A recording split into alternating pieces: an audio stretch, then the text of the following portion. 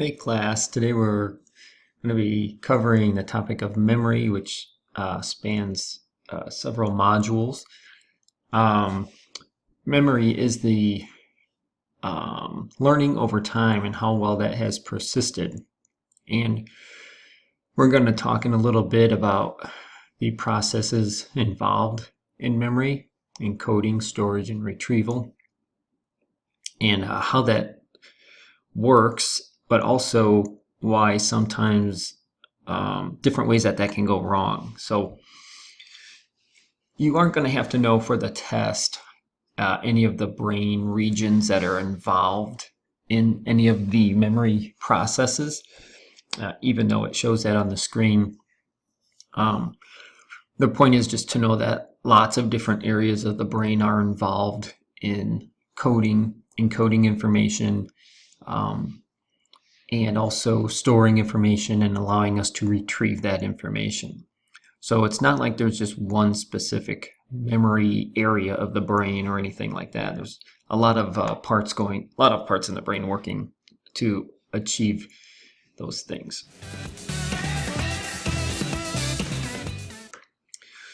So one of the first topics addressed in Module 22 has to do with how do we measure memory? So consider you learn something and it gets stored in your brain, and then how can we measure how good memory is? Well, one way we can do that is through a recall task. And a recall task involves you searching through memory to find information that you stored. Recall tasks on an exam would be equivalent to like a fill-in-the-blank question or an essay question. A lot of times students don't like those types of tasks because they are a little challenging. You have a lot of information in your brain to kind of sift through to complete a recall task. So for example, even if you've never seen Snow White and the Seven Dwarfs, you may have heard enough about that in the dwarfs to be able to recall some of the dwarfs. So if you want, you can pause the video and just kind of mentally to yourself or jot them down, see how many of those dwarfs you can recall. So pause the video now if you want to do that. Otherwise, I'm gonna keep moving on. Most students have a difficult time recalling all 7 dwarfs. And when I do this in a traditional classroom, when I survey the class, generally most students have 3 or 4 names. But another way we can measure retention is with a recognition task. And recognition tasks tend to be easier because you're provided information, and then you just have to look at that information or check that information and see if it's something that you have stored in memory. So that would be equivalent to like a multiple choice test, which students generally like multiple choice tests. So I can change this task with Snow White and the Seven Dwarfs to a recognition task. And when I do this in class, most students can complete their list of 7 dwarfs once they have the chance to see a bunch of names. They generally will recognize the ones that they couldn't recall. So the idea here is that recognition is a lot easier than recall. And if you think about it, let's say you met somebody a year ago, and then you see them again a year later. So is it easier to recall that person's name, or is it easier to recognize their face? Most people would agree that recognizing their face would be much easier than being able to recall their name. There is another topic in the book in this section called relearning. You are not going to have to know that for the test, and that's why I'm not going to cover that one. But feel free to read it if you're interested in it, but we're going to move on. So I'm going to give you a little memory test here, and you're going to need a piece of paper, just a piece of scratch paper or something to write with. And I'm going to put some words up on the screen in a little bit, and your task is to just read through the list of words about 1 word per second. And when you get to the end of the list, you just go through the list one time. When you get to the end of the list, then turn away from the screen and don't look back up at it, because this is a memory task. So when you get through the list one time, look away from the screen and then just start writing down as many of the words as you can recall from the list. Remember not to look back at the screen though, because that would kind of defeat the whole purpose of this being a memory test, right? Okay, so here are the list of words. You read through them one at a time.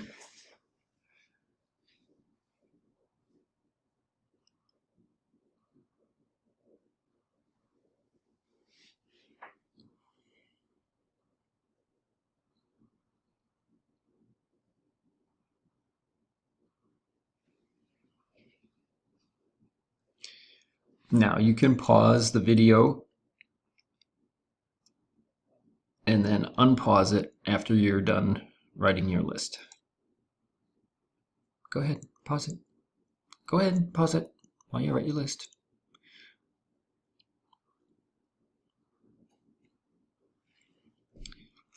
Okay, so I assume that you're done writing your list now, and I have a couple questions I'm going to ask you about what words were on that list.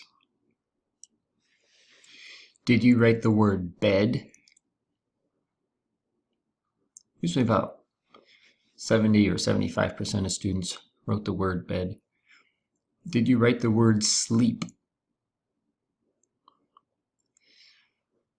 Oftentimes about 35 or 40% of people on this task will write the word sleep, even though that word was not actually on the list. This task is really to demonstrate that memory is not perfect. In fact, if you look at your list, you probably didn't recall all those words, even though you had just read through them, which tells us that memory is somewhat limited in how much we can store at any given time. But also the fact that sometimes people will write words and be pretty confident that it was on the list when in fact it's not.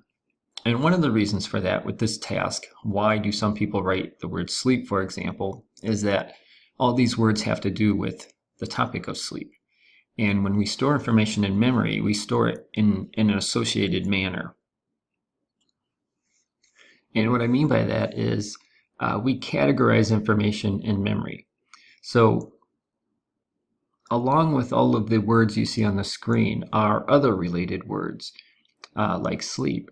And so when you're retrieving information from memory, you're actually reconstructing memories. You're actually pulling bits and pieces of information related to what you saw, the words, but also what sneaks in there are these related terms and concepts that are also categorized.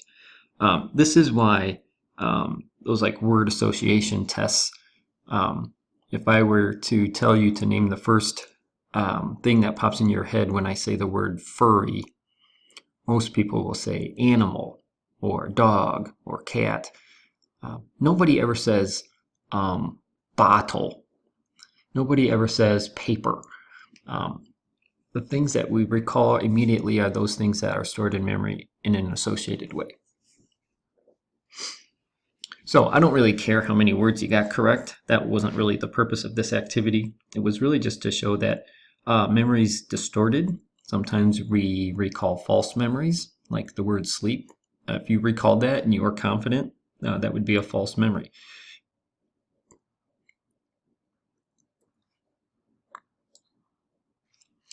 So there are many different models of memory.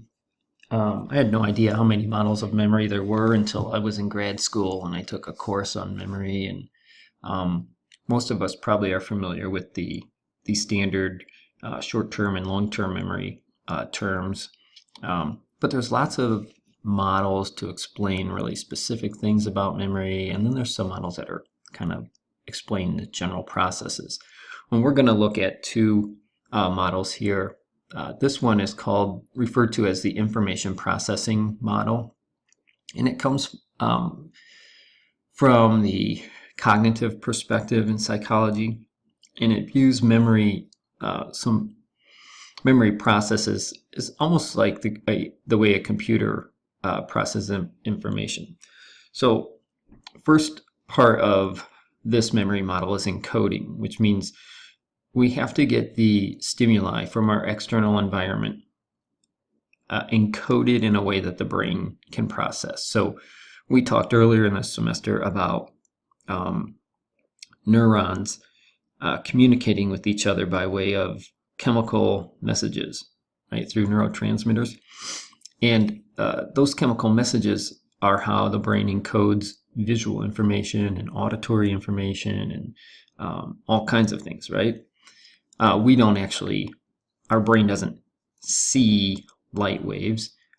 What our brain gets from the neurons on our retina are chemical messages related to those light waves. So that's how encoding works. Just like on a computer, if you were to press the letter L on your computer doesn't actually process the letter L. What your computer encodes is actually a unique series of ones and zeros that represents the letter L. All the keys on the keyboard are encoded that way. I think it's called the binary code. Once we get information encoded, then we can store it just like you would store files on a computer, on your CPU or memory stick or whatever. And then when we can retrieve those documents from your computer, you can retrieve those files just like we can retrieve memories that have been stored. There's one thing here that a computer would have an advantage over a human, and that is when you store your paper, a typed paper on your computer, and retrieve it. When you retrieve it, it's generally the exact same as it was when you stored it. Unfortunately, human memory is not like that. Because we reconstruct information, we pull bits and pieces of stored information from different areas of the brain, we pull that together to recreate the memory. That leaves our recalled memories with some degree of error. Memory is pretty good, but as we'll see as we move through some more of this material in this section about memory, that there's a lot of room for error also. But imagine if you had a computer that worked like human memory. So you would store your typed paper, and then the next day you retrieve it to do some more work on it, and now some of the sentences are missing, some of the words have been switched, some of the punctuation has been switched, some of the formatting has changed. That'd be really frustrating, right? Well, that is how our memory works. We don't always notice that because oftentimes those little changes are pretty insignificant. So if we look more closely at encoding, encoding is really the critical component to getting information stored in the first place. We don't really encode everything that we experience because our brain can only process so much information. What we tend to encode is the stuff we pay attention to. Even then, oftentimes we don't encode all the details, even something we've seen thousands of times. So for example, there's images here of a variety of pennies, which you've probably seen literally thousands of times. But it's very challenging for people to identify the correct penny among all of these. Now, if you want to take some time to look at this and just do it from memory, don't actually get a penny out, but just see if you can identify the correct penny. If you want some time to study those, you can pause the video right now. When you're ready to see the answer revealed, unpause the video. So pause now if you want to pick one of those yourself. Okay, so the correct penny is the very first one, A. And the reason that this is a difficult task for most people is because we don't really pay attention to all the details of a penny. And if you don't pay attention to details, you tend not to encode it very well. If it's not encoded, it's not going to get stored very well. What we do pay attention to with pennies is what we need to know. We need to be able to tell it apart from other coins. So we know its approximate size and color and its value. You might know the president that's on the coin because you've seen that enough, and that kind of stands out and is fairly obvious. But when it comes to all the details, the words, where the dates are, unless you're a coin collector, you probably don't really pay that much attention to it. So you don't really get that encoded very well. Okay, now I'm going to show you a video. Just want you to watch this video, and only takes about a minute.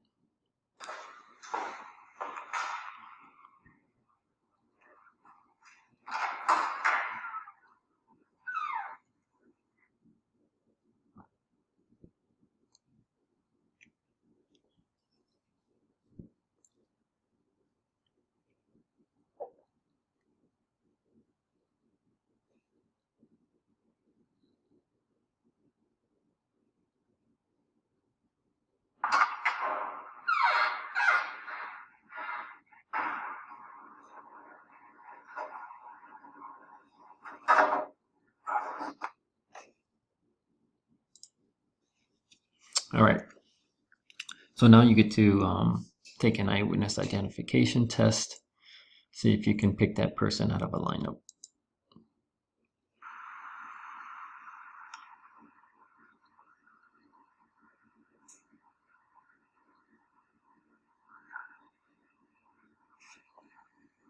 This is a good one.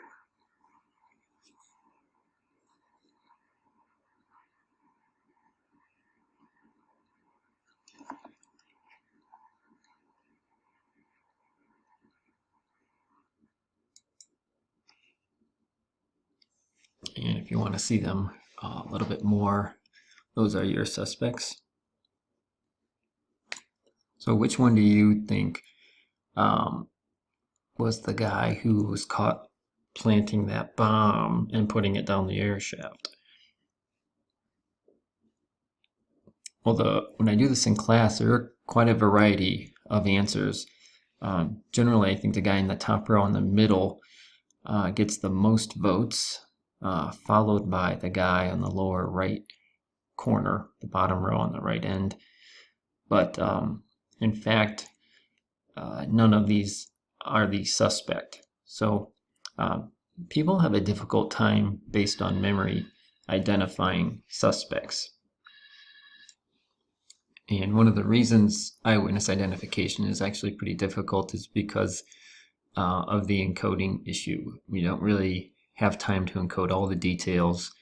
And so when we do, what information we do encode in memory is stored in different areas of the brain. And then when you have to try to recall or recognize that image, your recall of that image from memory can be distorted. And what usually happens in a case like this, when the actual perpetrator is not in the lineup, is that people pick a person that looks most similar to them and can be pretty darn confident. And a little bit later, I'll show you some websites you can go to related to people who were identified as criminals and prosecuted in the court of law when years later DNA evidence was able to recognize them as actually not being guilty of that crime. So a lot of cases like that, unfortunately. So we talked about encoding. Most of what we encode requires effort, like studying academic knowledge from a book. You have to kind of pay attention and focus in order to get that information encoded. But remember, we do have a dual track mind. So sometimes information kind of gets encoded automatically without any effort. And I'm going to talk about those two processes a little bit. First of all, the automatic processing. These lead to what we call implicit memories. It's a type of long-term memory that doesn't really require conscious thought or conscious recall. So in sports, a lot of times it would refer to something like this as muscle memory. where you learn something so well you don't have to really think about it. If you play a musical instrument, once you learn where the keys are or where the strings are for different notes, it over time becomes very automatic. Just like typing too. If you're really good at typing, you don't even really think about where the keys are, or you don't really think about where the strings and notes are. Your fingers just kind of automatically go to the right to the right place, and that's really useful that our brain can do that, because that allows us frees up our brain to process other information. So the image I put there is a guy tying his shoes, and I do that because that's a muscle memory task too. When you're little and you're first learning to tie your shoes, it's not the case. It's very fact-based. Crossing the strings over, putting one through the hole, making a loop, wrapping it around the loop. But as you get good at that, it becomes it's stored as an implicit memory, meaning now at the age you're at now, you can tie your shoes without even really thinking about what your fingers are doing. You can have a conversation with somebody while you're tying your shoes. I've even had cases where I've done something while I'm talking to somebody, and then noticed that I actually got something done, and was like, wow, that's weird. I have no idea I did that.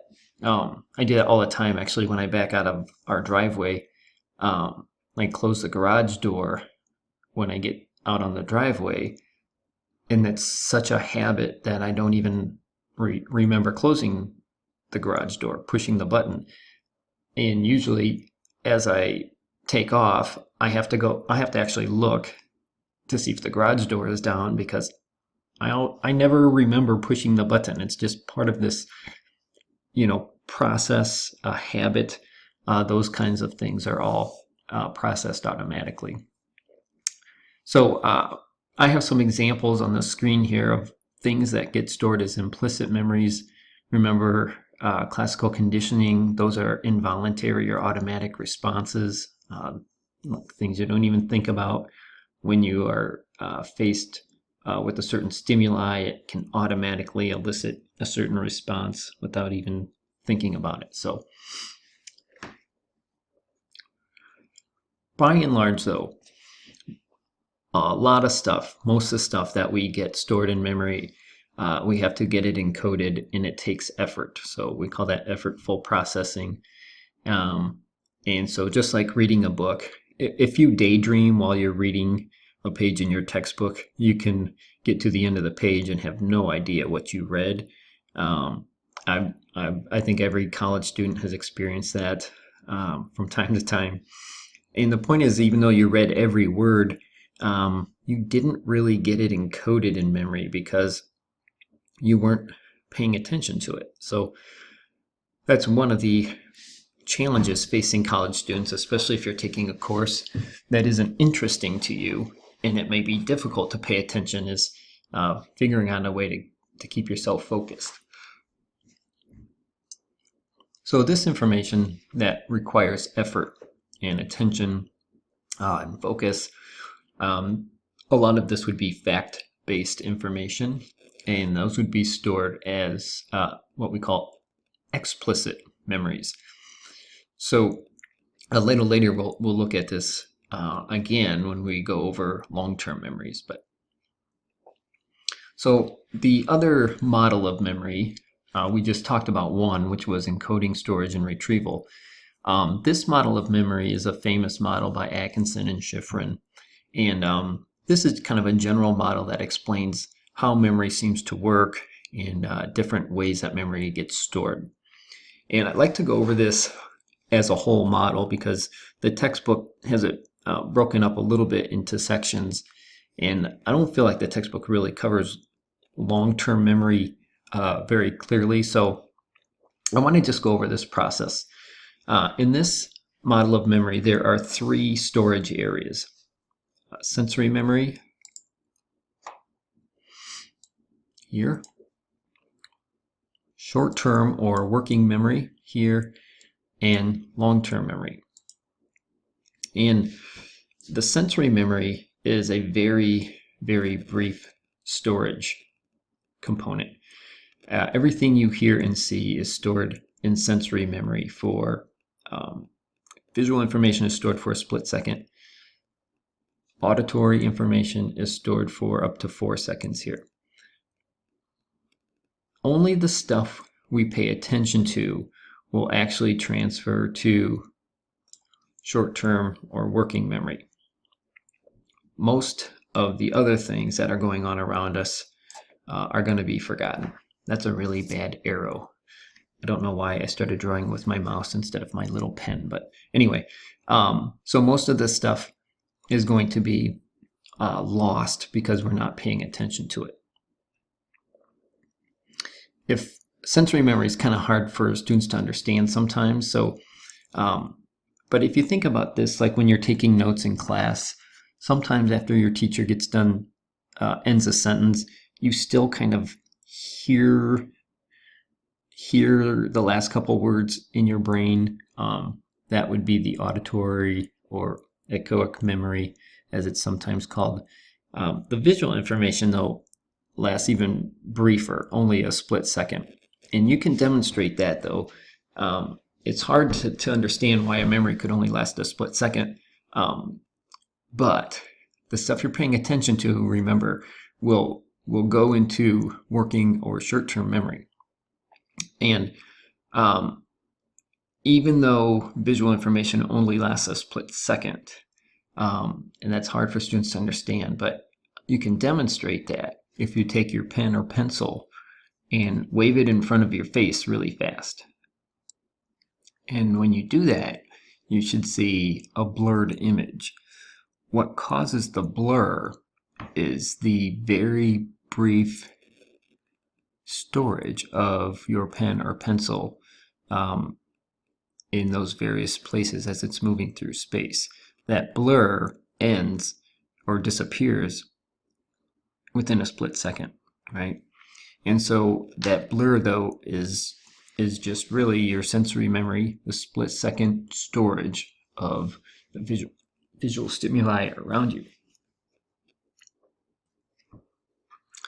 So once we have things that we're paying attention to, that information can go to short-term memory or working memory. And short-term memory is the term we use really when we're talking about the capacity and how long information lasts in short-term memory. Working memory is the term we use when we're actively thinking about information in this stage of memory. So it's a little hard to understand, but so if I simply read a short list of words and I'm paying attention to those, those words will make their way to short-term memory. That will last in memory unless I do something with that information, unless I repeat it or think of it in some unique way to make it really interesting. That information will probably only last about 20 seconds or less. That number varies depending on what kind of memory books you're reading, but it doesn't last very long. But if you do something with that information, if you rehearse it or repeat it over and over, or you think of it in some unique way, then you're working with that information cognitively. And when you do that, then that information can eventually get to long-term memory, where it could be stored potentially for a lifetime. Also, there's a lot of things that we have stored in long-term memory that we retrieve. So I'm going to ask you a question right now. This is a retrieval cue. I want you to think of your high school graduation ceremony.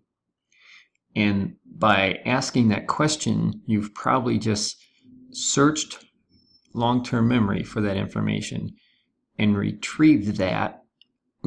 And that information is now in your working memory as you're actively thinking about that.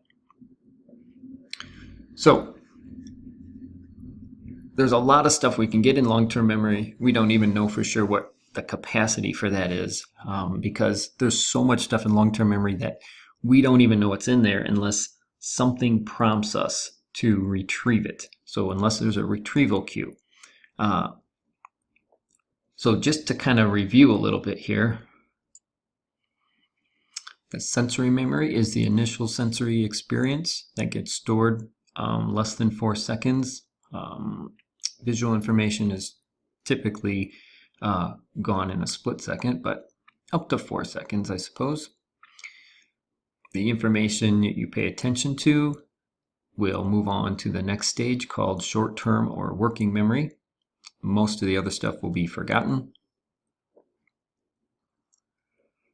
Short-term or working memory has a limited capacity of about 7 plus or minus 2 pieces of information.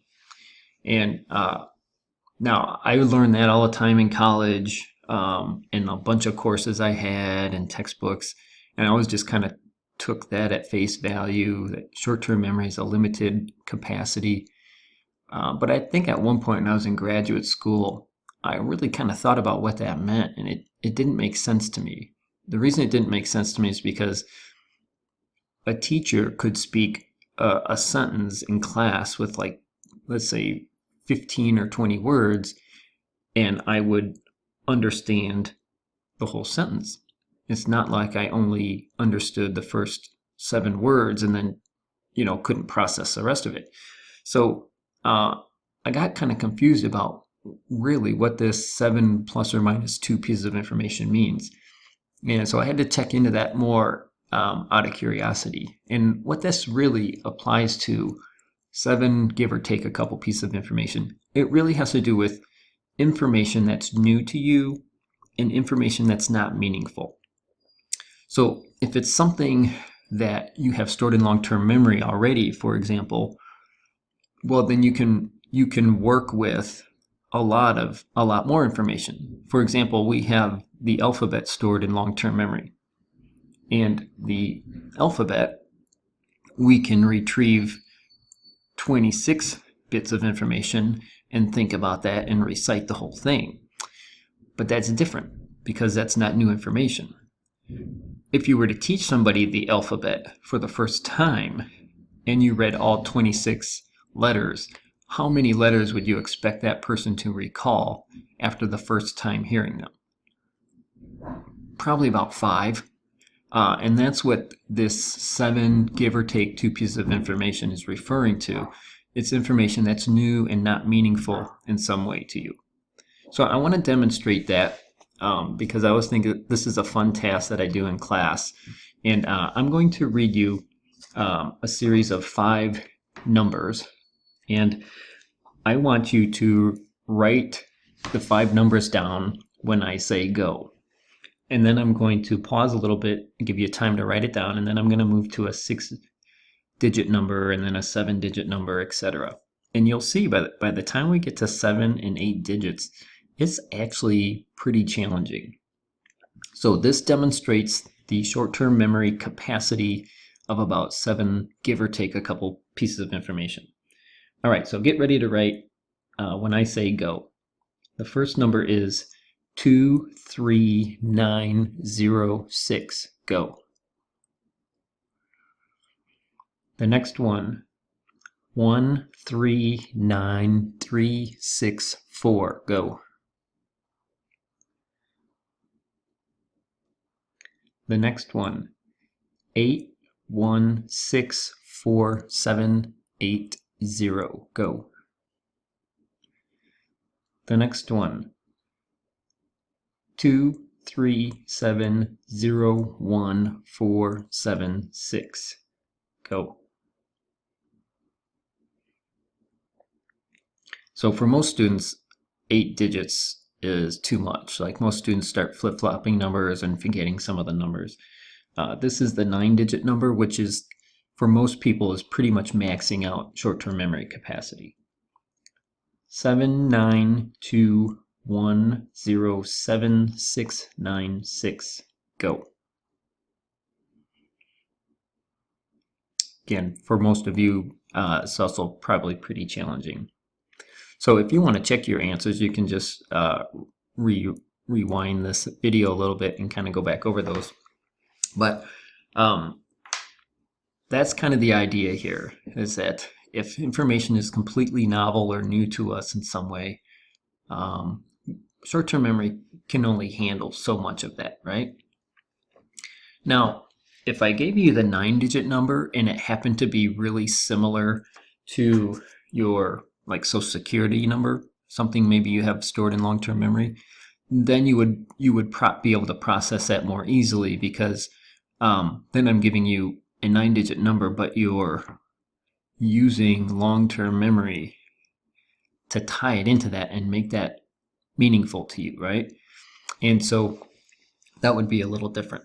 But for most students, these numbers are completely random and don't really have any significance to them. So that's a pretty challenging task. Sometimes if we don't do something meaningful with that information, like if we don't repeat it or rehearse it, or if we don't like think of some interesting way, make it interesting or meaningful to us, we will also forget that probably within about 20 seconds. So if you hide the numbers that you just wrote down, so don't look at them, and try to recall the 6-digit number that I read to you about a minute ago. Most students cannot recall that 6-digit number, because even though it falls within the normal capacity for short-term memory, they did not rehearse it, or they did not do something to make it meaningful to themselves, like they didn't relate it to something, similar numbers that they have stored in long-term memory, for example. So that also demonstrates that if we don't do something with that information cognitively, generally it will leave short-term memory within about 20 seconds.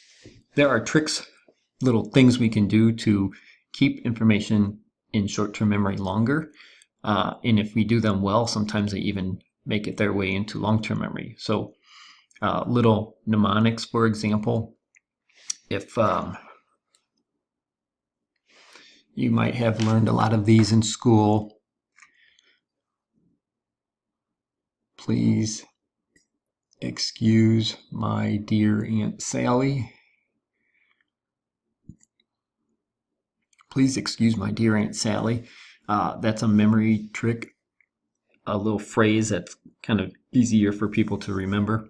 And it stands for the order of operations in math, parentheses, exponents, multiplication, division, addition, and subtraction. Homes is a mnemonic device for the Great Lakes. So there's all kinds of little memory tricks and things we can do. Organizing information in hierarchies helps us to store that information in organized ways. That's why when students are note-taking, we encourage them to use indents to keep things categorized and in a hierarchical kind of way. Keep it organized, and your brain can process that a little bit better and maintain that information a little bit better. So chunking is also something that we do. And chunking is just kind of grouping information together to reduce the number of pieces. And a lot of times people will do this if they recite a phone number to themselves. So let's say the phone number I give somebody is 3057246. And that's 7 bits of information, which is kind of challenging because of short-term memory's limited capacity.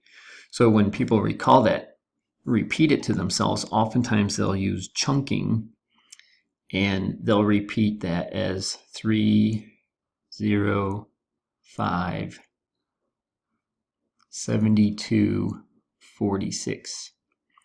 And basically taking that information from 7 bits of information down to 5. Because now you just have 5 numbers to remember. And that is generally easier for short-term memory to handle that. So, all right.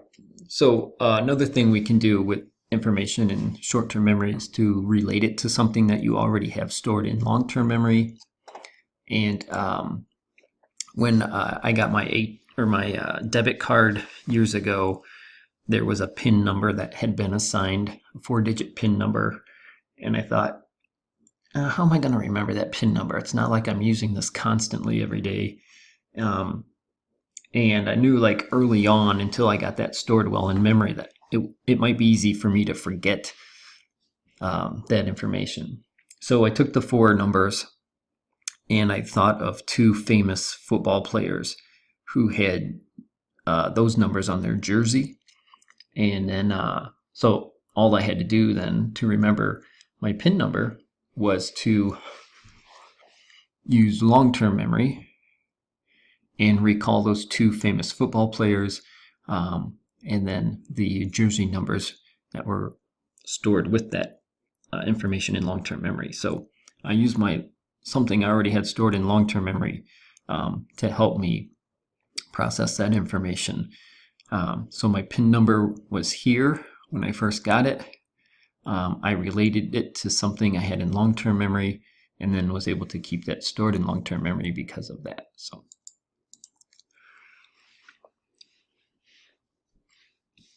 okay, so let's talk a little bit about how we process information, and then we'll tie this into long-term memory.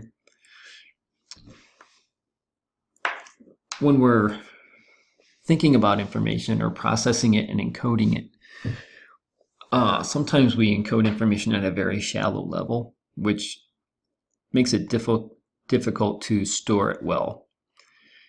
Sometimes we think really well with information. So when we're processing information, we think about the meaning of it. We think about why it's important. You might analyze information or apply it to a real life scenario or apply it to your life. When we do something like that, and we're actually thinking about the information in a meaningful way, that's called deeper processing, and we actually encode that information much better and store it much better. That also makes it a lot easier to retrieve that information. So in my class, I have a list of 24 words that I read to students.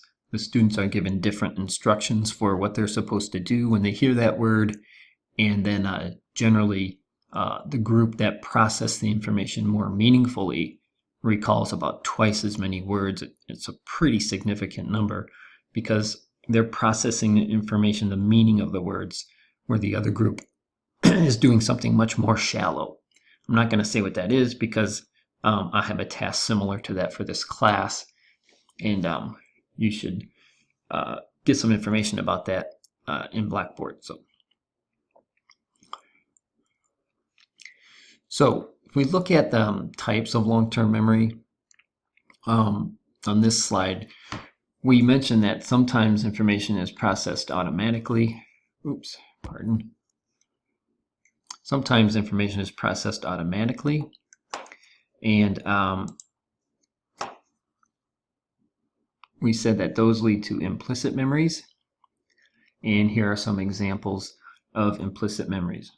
I mentioned some motor skills like muscle memory, classically conditioned responses, things like when you're studying also, if you study information from your textbook over and over and over again, sometimes you automatically encode other things too, like there might be an illustration or an image or picture on the page of the textbook, and later you can recall approximately where that information was located on the page, even though you didn't really make any effort to encode that. It just kind of got there automatically. We also said that when we make an effort to pay attention to and think meaningfully about information, that tends to be related to our factual knowledge, which is called explicit memories. And explicit memories fall into 2 categories. The semantic, which I tend to think of as like the encyclopedia information in your brain. Maybe Wikipedia is more appropriate for today's generation. But we also have other types of factual information called episodic memory. And episodic memory are episodes or events from the past that you've experienced. They could be personally relevant, like thinking of your graduation ceremony would be an episodic memory. Thinking you might recall the events that you saw on TV associated with 9/11. Those would be episodic memories, even though that didn't happen to you. You weren't in the building, but you still remember the events in watching those events on TV. So those are two different types of explicit memories, and this is what we have in long-term memory. It can last potentially a lifetime. A little bit later, we'll talk about why we sometimes have difficulty retrieving information that's in long-term memory. But this is a very large capacity. We're not even sure exactly how much information we can store in here.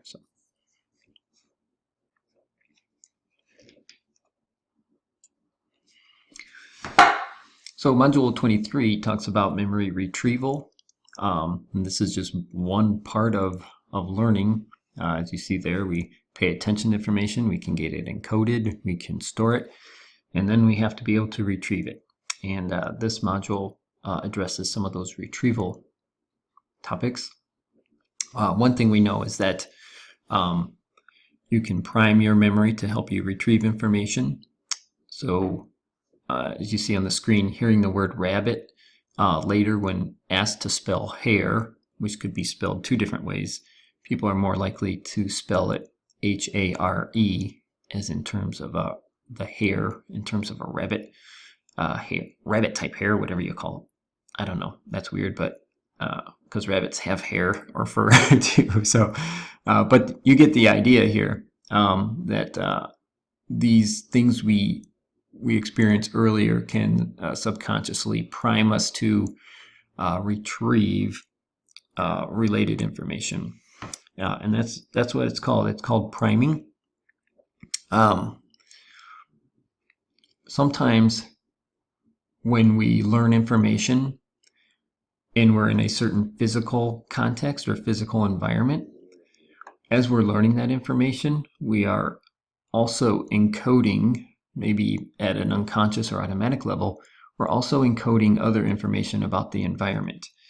And so the idea here is that whatever environment you learn something in and get it stored in memory, you'll have an easier time recalling that information if you're in the same environment, because the environment will actually help serve as a retrieval cue for you.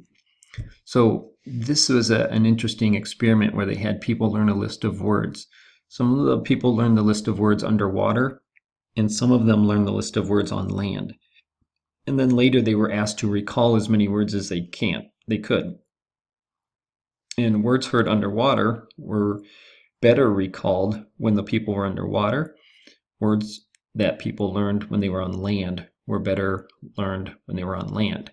You can see the comparison to the people who learned the list of water, or who learned the list of words underwater. When they recalled them on land, their recall was not as good. And likewise, the people who learned the list of words on land did not recall as many words as well while they were underwater. So even though might not be consciously paying attention to and thinking about the environment that we're in, our brain, again, operates at two levels. So that's the dual track brain or dual track mind. So our brain is also processing in the background information about the physical environment that we're in. Sometimes if there's an eyewitness to a crime and they're having a difficult time recalling information about the crime, sometimes I'll actually take them back to the scene of the crime. And when they get back in that environment, they might see something in that environment that suddenly serves as a retrieval cue and helps them to recall important information. But our internal environment can also serve as retrieval cues. So your physiological or emotional state as you're learning something can get encoded with that information as well. And so this is why I think sometimes people will say that chewing mint gum is helpful for taking tests. And I think what that really boils down to is that if you chew mint gum, sorry, our dogs are barking. If you chew mint flavored gum while you're studying, your brain is also encoding information about that flavor. And then later, when you're asked to recall that information, if you have that flavor present in your mouth again, it can help serve as retrieval cues. So I don't know if it's mint in particular that does it. I think it has more to do with state-dependent memory, and that is any flavor of gum you're chewing while you study could get encoded, and if you have that same flavor of gum when you're being tested, it can help serve as a retrieval cue. And this same idea applies to your mood states as well, or emotional states. So when we're in a good mood, information about our mood state also gets encoded with the memory of the information that we're learning. And so later you're more likely to recall that information if you're in a similar mood state. And you can see that data from this study were related to state-dependent memory. When people learned a list of words while they were intoxicated, they recalled more words when they were intoxicated, or they made fewer errors when they were intoxicated than they did when they were sober. But people who learned the list of words when they were sober made fewer recall errors when they were sober than they did when they were intoxicated. And of course, you can also see it. People who were sober made fewer errors overall compared to people who were intoxicated. But the point is that whatever their internal physiological state was, they tended to perform better in recall tasks when their internal state was the same during recall. So another thing is called the serial position effect, and this occurs when we are exposed to a lot of information. Our tendency to remember either the beginning of the list or the end of the list better than the middle of the list. And I think this could come into effect maybe sometimes in college when students are studying and they study, like, let's say like chapter 5, 6, and 7. And then when they review 5, 6, and 7, and then they review again, they go over 5, 6, and 7. And the idea there is it's possible that you'll have better recall of chapter 5 and 7 and maybe struggle more with your recall of the information from chapter 6 because of the serial position effect.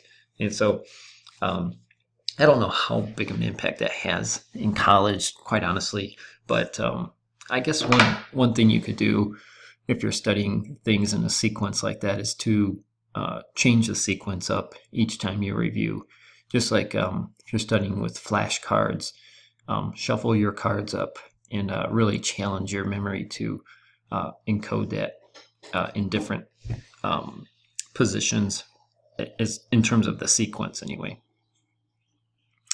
So Module 24 covers the topic of forgetting, and there are lots of reasons that we forget, and those will be covered, several of those will be covered here in this module.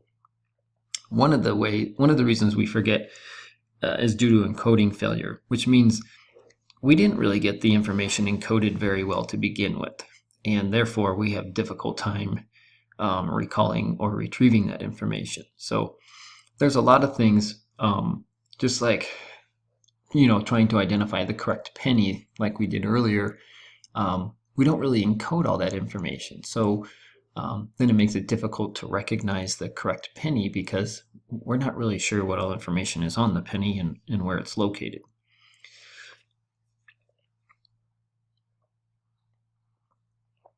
Another thing is that sometimes information gets encoded and stored, but it can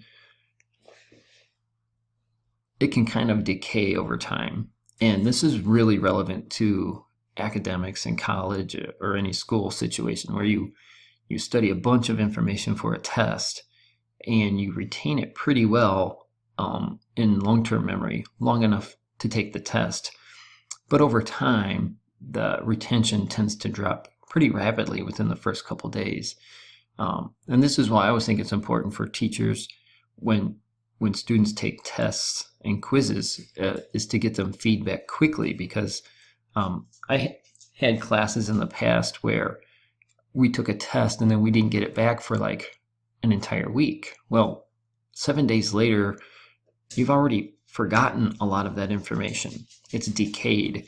And so it's hard to say, like, why did I make the errors I did on this test? How can I learn from that when I don't even recall the information anymore? So one way you can prevent that is to review the information, to keep it fresh in memory. And that's why if you have a class with a comprehensive final exam, there's really a huge payoff to kind of reviewing information a little bit over the course of the semester, because you know you're going to be tested over that again at the end of the semester. You can keep that information stored in memory a lot better over the course of the semester if you just review it a little bit once in a while. Now, this doesn't happen with all memories because some memories get encoded really well. So like some personal life events that are very emotional, you don't have to review those frequently to keep them in long-term memory. So, you might remember the day you got your driver's license. Well, that was a really fun, happy, emotional moment for you that got encoded really well. So you don't have to necessarily review that very often to keep that fresh in memory. Sometimes we have the information in long-term memory and we just can't quite retrieve it. And sometimes it's called the tip of the tongue phenomenon. Like if you're trying to recall someone's name, you're like, oh, it's right on the tip of my tongue. You know it's in there, but you just can't retrieve it. You might even know like the first letter or of their name, but you can't quite get their name. And that's just that sometimes we just can't quite retrieve it, even though it's in there. Sometimes we have difficulty because of interference. And proactive interference is when when prior learning has an effect on our ability to recall new information. Retroactive interference is when new learning has a negative effect on our ability to recall earlier learning. You won't have to know the difference between those for the exam. All I want you to know is that interference in general is when we've learned something and it interferes with our ability to recall something else that we've learned. So I won't ask you to know retroactive or proactive, just to know in general how interference works.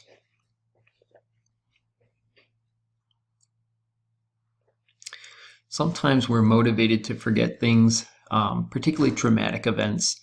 The idea is that sometimes we just don't want to think about them.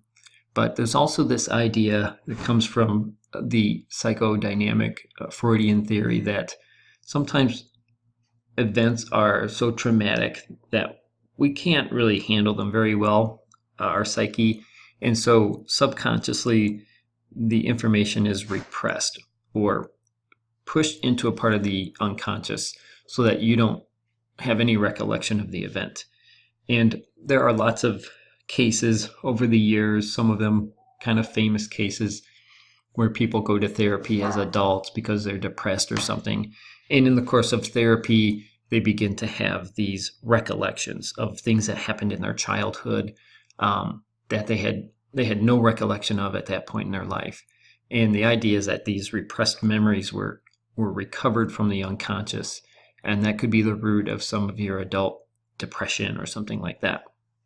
Well, that was a very popular idea for many years, but there's an increasing number of researchers who think that repression is very rare, probably much more rare than you're led to believe by things you see in the media or in movies and stuff like that.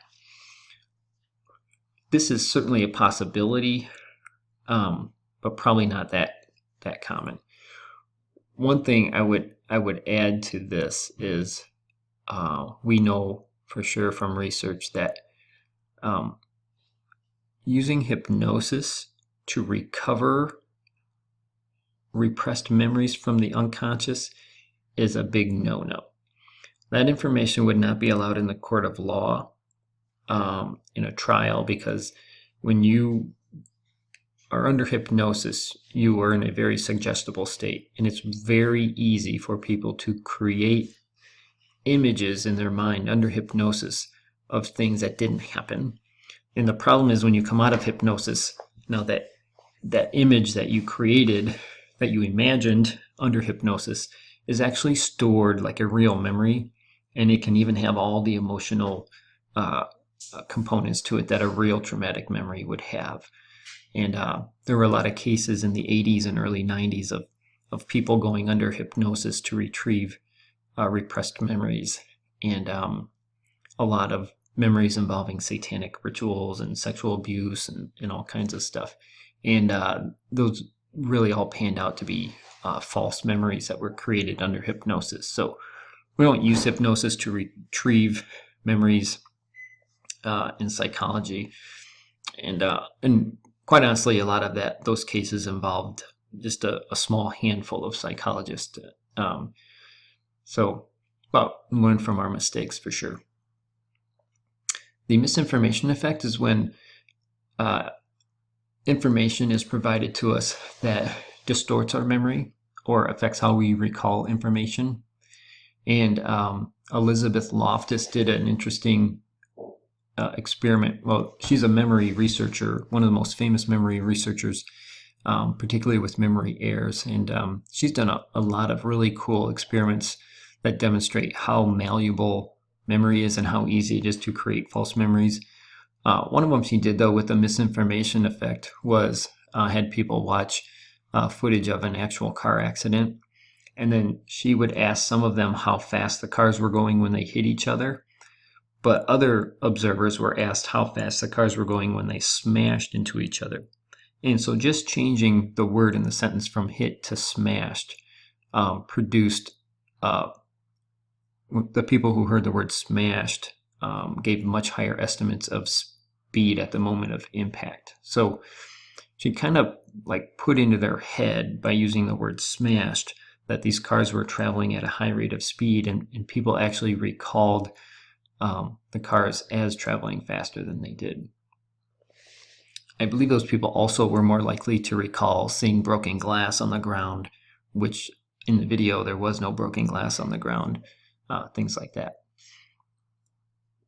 So I'm going to show you another short video, and this one has to do with eyewitness identification, and it also shows an example of the misinformation effect.